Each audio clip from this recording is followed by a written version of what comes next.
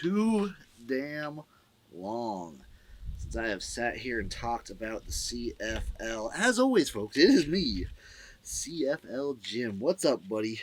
We're here to do a little mid-season progress report of the good old CFL.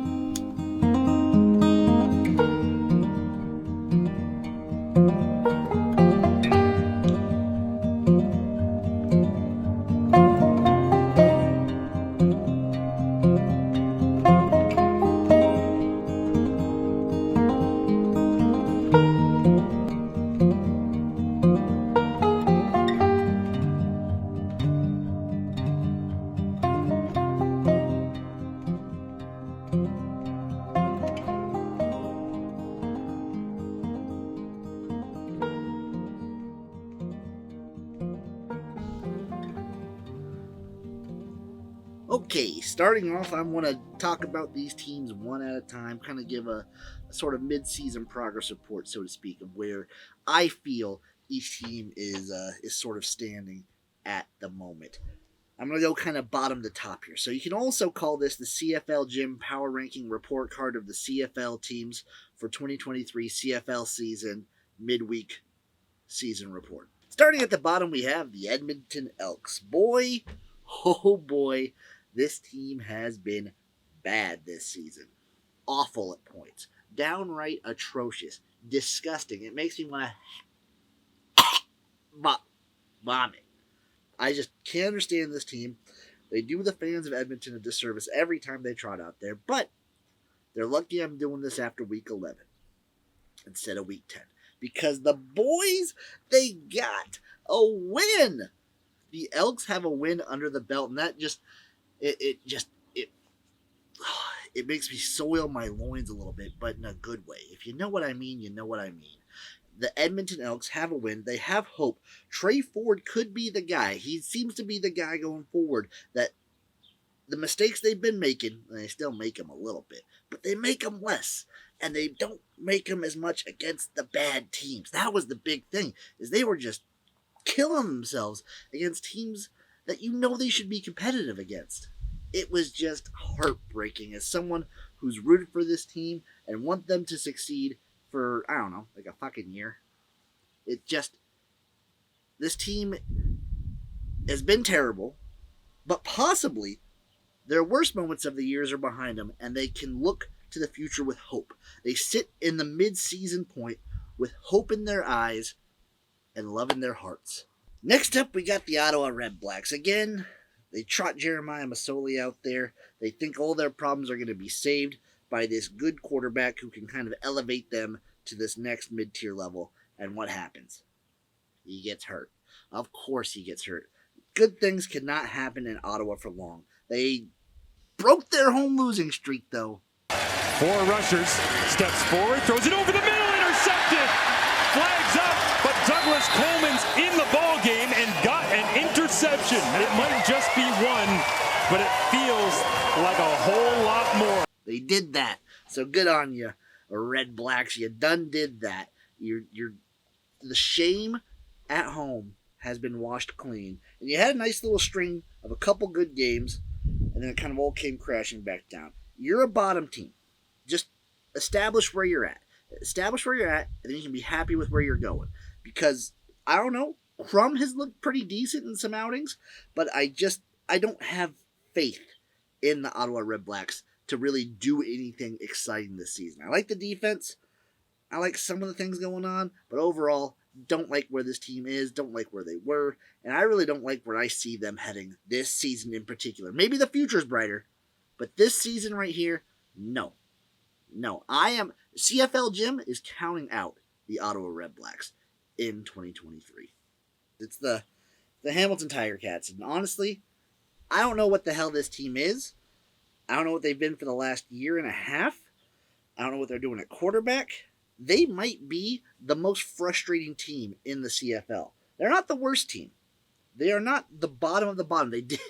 They did just lose to Edmonton, but still, this team is probably the most frustrating based on the expectations they have and where they feel like they should be and where I honestly feel like they should be. Always on top of like the preseason rankings. Everyone's rooting for Hamilton. Everyone's thinking Hamilton will be something good. And then they trot this out, where some weeks they are competitive and decent, and then they get trounced and are embarrassing. And sometimes that happens within the same game. I don't understand this team. They are a mystery, wrapped in a conundrum, just consumed by chaos. The Hamilton Tiger Cats frustrate me and anger me, and I assume it's the same for their fan base too. This team, one word, disappointing. And guess what, guys? The schedule, not going to get any easier from here on out. So I don't know what the hell you've been doing. You can't continue or else you're going to just... And then we have the Calgary Stampeders. And this team is just straight up stupid. I don't get this team whatsoever. I don't know. I feel like they got dudes. I feel like they got some guys. Some weird coaching decisions in these games by the Stampeders have left me befuddled and dumbfounded and just shaking my head. I don't understand this team. They are consistently inconsistent. And I just find that I just feel that this team will snatch defeat out of the jaws of victory. They were so consistent last year. And they got rid of Midchill, who I thought was mid. I still think is mid. But man, I don't know what they're doing. And I don't like that I don't know. I am confused, and when I'm confused, I get angry. You don't want to see CFL Jim angry.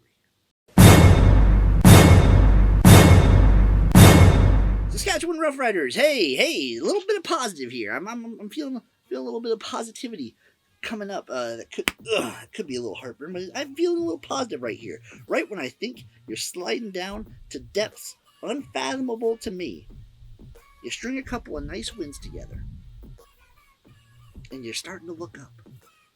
They could have a push for the playoffs. I think they will. I think the Saskatchewan Roughriders, they might get somebody. Yes, the whole quarterback thing is a little bit of a mess. And I don't trust them fully because of these late game collapses. Especially, we saw it last week. Like, BC was almost right there. To take it back. After the huge lead the Roughriders established. They almost gave it away. But the fact that they're winning is good. They're winning ugly. But that's better than what they've been doing. I think they're chaos. I think the Roughriders are a potential wild card. More than the Calgary Stampeders. I think the Roughriders can really shake things up in the top half of what I consider the CFL. Up next, we got your Montreal Alouettes, who I said at the beginning of the season, I said most of last season, I'm going to say again this season, they are your benchmark team. The Montreal Alouettes are a team you can beat if you're good, and a team you're going to lose to if you're bad. They are the team that lets you know if you're a good team or a bad team. And they've kind of shown that all year. They've been fine. They've been decent. Some games they've been good. But they haven't shown me that they can be great. And until I see that, this team is nothing more than a benchmark. You may think, Jim, that was kind of a short review for the Montreal Alouettes. You gave all these other teams a little bit of a longer speech. But you know what? A benchmark team is not exciting, and that's what they get. They get nothing. Absolutely nothing. They're lucky to get this. Up next, I got the Blue Bombers. And this team has been weird. This isn't the Blue Bombers we're used to seeing of the past couple years where they're just coming in and dominating teams. They're winning ugly. I feel like if Zach Collaros is healthy and 100%, this team is straight up good, straight up great even. With Collaros's, I know he's coming back. I know he's looking better. But if he's not 100%, I don't know if I can fully trust this team, you know? The fact that they're winning close on their worst days is still a testament to how good this team is. Because they've looked bad, and they're still winning these games. But this is just, it's blowing my mind based on what we've seen out of them consistently over the last few years to see where they're at now. They're a weird team. The fact that they're third on the list is not where you want to be as a Bombers fan of 2023. Number 2, I'm going to put the BC Lions. Couple of shaky losses that you can sort of write off a little bit. I get they're kind of a different team on the road versus at home. At BC, at home, they're maybe the best team in the whole league.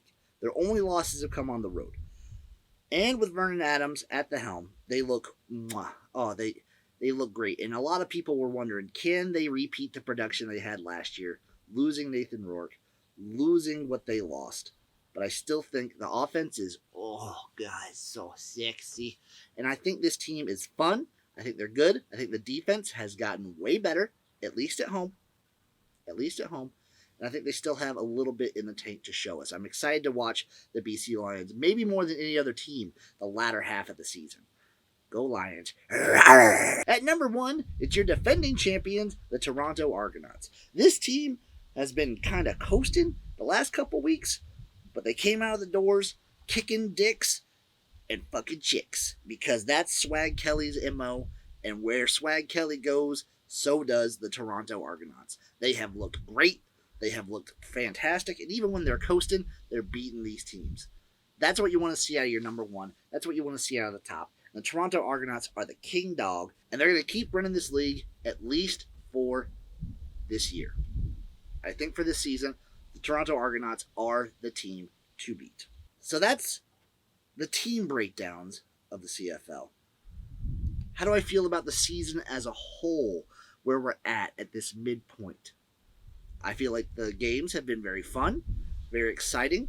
I think the teams have kind of split up into these different tiers. Let me break them down for you real quick. So in your top tier, I got 3 teams. I'd say there's probably roughly 5 to 6 tiers maybe. So your first tier, you got your 3 teams. You got your Argos, your Lions, and your Bombers. Montreal Alouettes are their own team, kind of separating everything else. They're their own tier. Then you have the Calgary Stampeders, the Rough Riders, and maybe the Ticats on a good day, but I'm probably just going to say right now it's the Calgary Stampeders and the Rough Riders. And then your next tier is the Ottawa Red Blacks, and then it's the Ticats. And then at the bottom you got the Edmonton Elks all by themselves. Those are the tiers of the CFL as I see it right now. What do I want to see in the latter half? I want to see if one of the teams from the lower tiers can kind of make a run, cause a little bit of chaos in the league. Will one of the top teams slip up? I'm worried about the Bombers kind of going forward. I want to see, can the Rough Riders maybe cause a little chaos? Can the Ticats unfuck themselves? I'm excited to see how the whole playoff picture begins to unfold before our eyes. The CFL has been very exciting. It's been very entertaining, and I want to keep that going forward. CFL Plus, while sometimes my dumb American gyms have sometimes a little bit of difficulty finding out when a game is on CBS Plus, CFL Plus, CBS Sports, they don't know. They're stupid. It works fine. CFL Plus is fine. The whole system is fine in my eyes. We still have complaints about the whole stat gathering thing. It should be easier to find stats, and personally, I feel like it should be easier to find news on who's starting when. Just make it happen. I don't care how. I don't care who. Make it happen. But I'm excited for the rest of the season. I've enjoyed it so far. I'm excited to see where this road takes us. It's the CFL Jim. Have a great second half of the CFL season.